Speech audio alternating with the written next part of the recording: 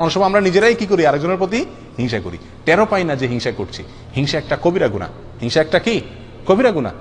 কোরআনে কারিমে আল্লাহ সুবহানাহু ওয়া তাআলা হিংসার বিষয় একাধিক আয়াতে আল্লাহ তাআলা আলোচনা করেছেন। এক আয়াতে আল্লাহ বলেছেন আম ইয়াহসুদুনান নাসা আলা মা আতাহুমুল্লাহু মিন ফাদলি। আল্লাহ কাউকে দয়া করে কোনো একটা কিছু দিয়েছেন, ফসলটা ভালো হয়েছে, ইনকাম ভালো হয়েছে, তার প্রমোশন হয়েছে, কোনো একটা ভালো দিক আল্লাহ তাআলা তাকে দিলেন, এটা দেখে তুমি হিংসা করছো যে আল্লাহ দিয়েছেন সেজন্য?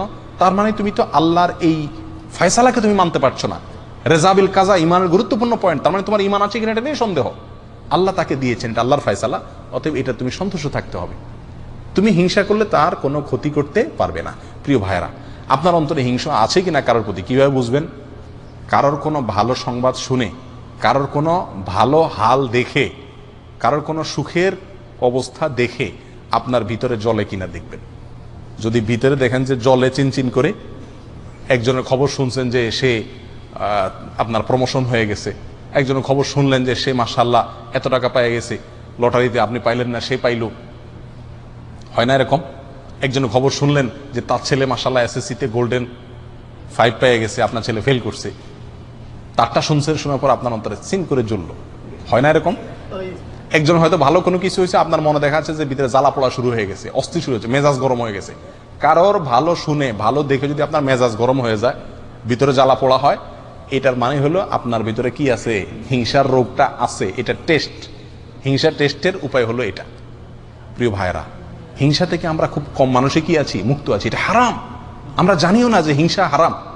প্রিয় ভাই, কারোর প্রতি হিংসা করা যাবে না। কেন করব না? নাম্বার 1, এটা আল্লাহর ফয়সালা, আল্লাহ তাকে কল্যাণ দিয়েছেন। আমি তার প্রতি হিংসা করা মানে আল্লাহর ফয়সালাকে অস্বীকার করা, না মানা, বিদ্রোহ করা, যেটা এক প্রকার কুফরি, অতএব হিংসা করা যাবে না। নাম্বার 2, এটা কবিরা গুনাহ, আমার আমল নষ্ট হয়ে যাবে। 3 নম্বর, মনকে বলতে হবে, ও মন, তাকে যে আল্লাহ কল্যাণ দিছে সে আল্লাহ আমাকেও দিতে পারে। তাকে দিছে এই জন্য আমি যদি খুশি হই, তার জন্য আরো দোয়া করি, ইনশাআল্লাহ আল্লাহ আমাকে দান করবেন। আল্লাহ পরীক্ষা করেন বান্দাকে অনেক সময়। কথা বুঝে আসছে? এই কথা নিজেকে বুঝাইতে হবে, প্রবোধ দিতে হবে এবং হিংসা থেকে বাঁচার চেষ্টা করতে হবে। আর মনে রাখতে হবে, আমি যদি হিংসা করি তার কি কোনো ক্ষতি করা যাবে? আমার মনে যত জ্বালা পোড়া হবে, ক্ষতি তার হবে? উল্টা ক্ষতি আমার হবে। আমার অন্তরে জ্বালা পোড়া হলে হার্ট অ্যাটাক আমার হবে, অসুস্থ আমি হব, তার কি কোনো ক্ষতি হবে? হবে না। তাহলে এর চাইতে নির্বোধ কে? এই জন্য কারোর কোনো কল্যাণ দেখলে বরং আরো কি হওয়া? খুশি হওয়া।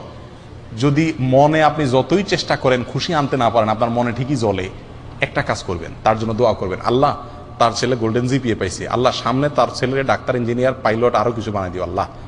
মনে চায় না তবুও জোর করে মুখে দোয়া করেন, দেখবেন ইনশাআল্লাহ অন্তত কি হয়ে যাবে? হিংসা চলে যাবে, শয়তান দেখবেন যে বেজ্জত হয়ে চলে যাবে। আল্লাহ তাআলা আমাদের সবাইকে হিংসার এই ভয়াবহ অপরাধ থেকে, গুনাহ থেকে বেঁচে থাকার তৌফিক দান করুন। আর হিংসা করে আমাদের কোনো ক্ষতি করতে চাইলে সেখান থেকেও আমরা যেন সঠিকভাবে আত্মরক্ষা করতে পারি, সেই তৌফিক আল্লাহ তাআলা দান করেন।